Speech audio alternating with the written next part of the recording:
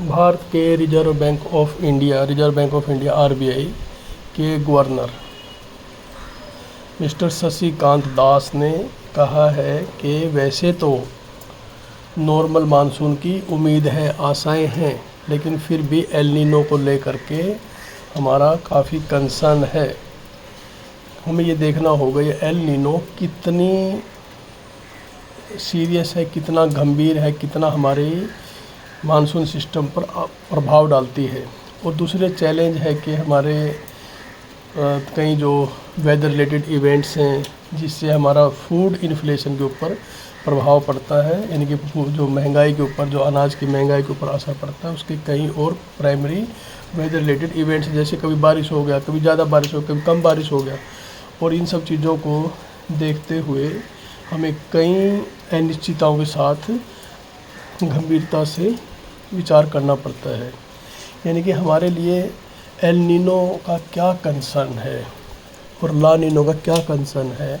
और RBI governor साहब ने ये जो आज बात कही कि एल नीनो के इर्द गिर्द हमारा कंसर्न है कि वो एल नीनो कैसा रहेगा, यानी कि हमारे यहाँ अच्छी बारिश होगी या हमारा सूखा पड़ेगा या हमारा ला नीनो इफेक्ट आएगा जिससे हमारी अच्छी बारिश होगी, हमारा फ्लड्स आएगा, हमारा अच्छी बारिश होगी, हमारे अच्छे खाद्यान्न उत्पन्न होंगे, हमें अच्छा पानी मिलेगा।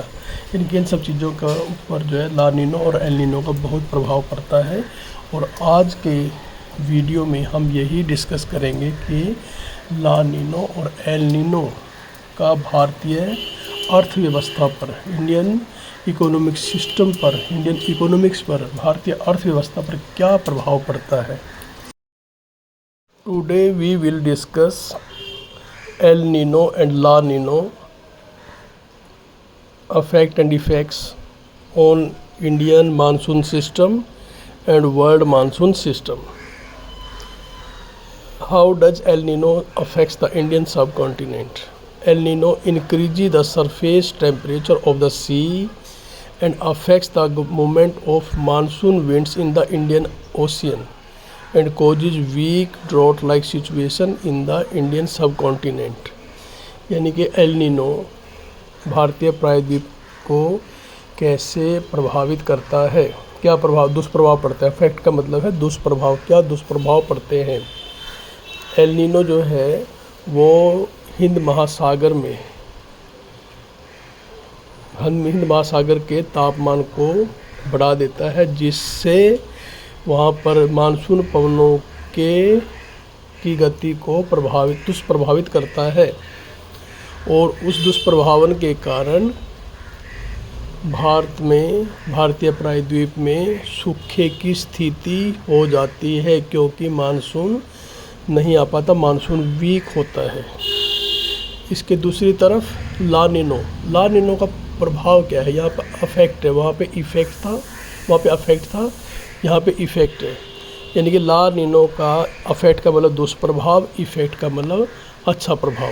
यानी अच्छा प्रभाव क्यों, हमारे लिए अच्छा, दुनिया के लिए अच्छा नहीं। उसी तरह से अफेक्ट हमारे लिए बुरा, दुष्प्रभाव, और उनके लिए अच्छा प्रभाव। तो ये ला नीनो है, ये वर्ल्ड मानसून सिस्टम को कैसे अफेक्ट करता है। The effect of La Nino are as follows. It creates heavy monsoon throughout India and South East Asia. ये साउथ ईस्ट एशिया और इंडिया के पूरे इंडिया और साउथ ईस्ट एशिया में बहुत ज़्यादा हैवी मानसून बारिश करता है, वर्षा करता है।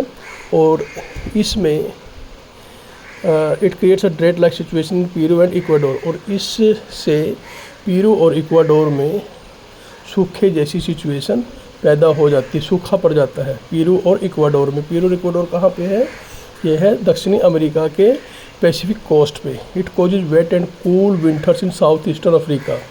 और ये ठंडी और नम जो सर्दियां हैं वो साउथ ईस्टर्न अफ्रीका में ये वहाँ पे होती है इसके कारण।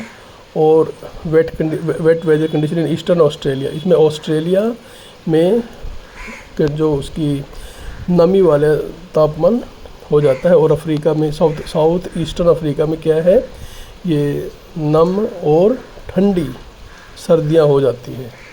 इनके बाद सर्दियां बहुत ठंडी होती है, उसमें सर्दियों में बारिश होता है।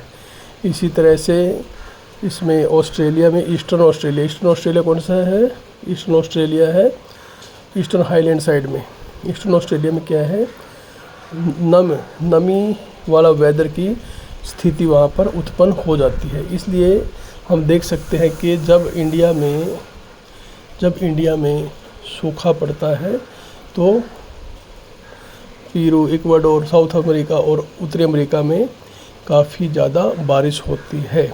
और जब यहाँ पे हमारा एल नीनो खूब अच्छी बारिश होती है तो उस समय वहाँ पर सूखा पड़ता है और उसमें सर्दियों में बारिश होती है, नमी वाला रहता है। उसी तरह साउथ ईस्टर्न अफ्रीका में ठंडी सर्दियाँ रहती हैं और इसके साथ साथ ऑस्ट्रेलिया में भी नमी वाला वेदर यानी नमी वाला मौसम की सिचुएशन पाई जाती है।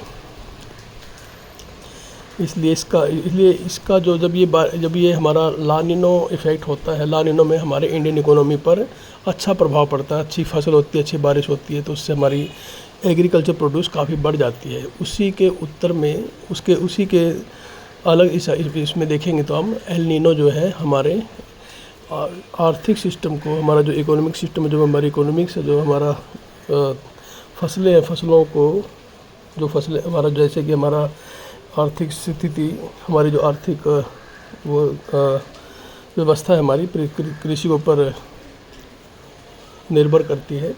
तो इसी करके आज आरबीआई ने यही कहा कि वैसे तो हमारा ग्रोथ रेट 6.5 तक हमारा जाएगा जीडीपी ग्रोथ रेट, लेकिन ये it all depends on the situation of El Nino, यानी कि सारा का सारा एल नीनो के ऊपर अफेक्ट पड़ेगा। ये आरबीआई गवर्नर शक्तिकांत दास ने कहा है।